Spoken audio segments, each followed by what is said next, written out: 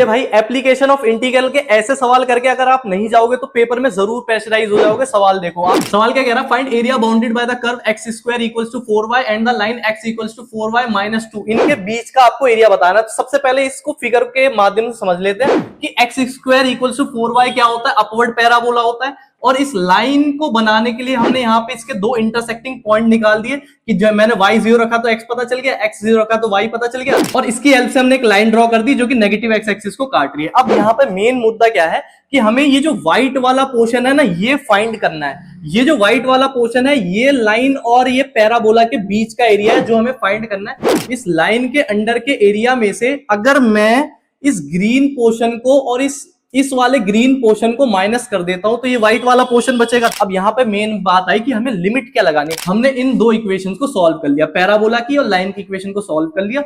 Line की equation में हमने क्या करा, 4y की जगह एक्स स्क्वायर रख दिया, है ना। लाइन की इक्वेशन में पैराबोला के जो है 4y है उसकी जगह एक्स स्क्वायर रख दिया। क्वाड्रेटिक को सॉल्व करके हमारी x की वैल्यू आ गई। यानी कि ये जो x की वैल्यू है ये बेसिकली ये रिप्रेजेंट कर रही है कि x का क्या कोऑर्डिनेट रहा होगा जिससे ये दोनों आपस में इंटरसेक्ट रहे हैं। ये इंटरसेक्टिंग पॉइंट है, ये इंटरसेक्टिंग पॉइंट है, तो x का क्या कोऑर्डिनेट रहा होगा जिसपे इंटरसेक्ट करें। तो एक आ गया -1 और एक आ गया 2। देखो एरिया का फॉर्मूला क्या होता है, y dx। तो हमने इन सब की y की वैल्यू निकाल दी। देखो इसकी y की वैल्यू क्या होगी, 2 इधर चले जाएगा, 4 डिवाइड में चले जाएगा, यानी कि ये। और इसकी y की वैल्यू क्या होगी, एक्स स्क्वायर बाय 4। तो हमने क्या करा, सबसे पहले लाइन की इंटीग्रेशन करी, लाइन की इक्वेशन -1 से 2 कर दी। इसके बाद हमने पैराबोला को 2 बार इंटीग्रेट करा, इस एरिया को और एक इस एरिया को। देखो हमने यहाँ पे जब हमने इंटीग्रेट करा -1 से 0 और 0 से 2, तो इसको हमने लाइन में से माइनस करना है, तभी तो इस इक्वेशन की वैल्यू आएगी। तो अब हमने यहाँ पे इंटीग्रेशन कर दी। इंटीग्रेशन करने के बाद इसका एंड आंसर आ जाएगा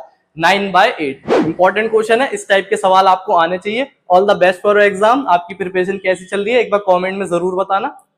राधे राधे।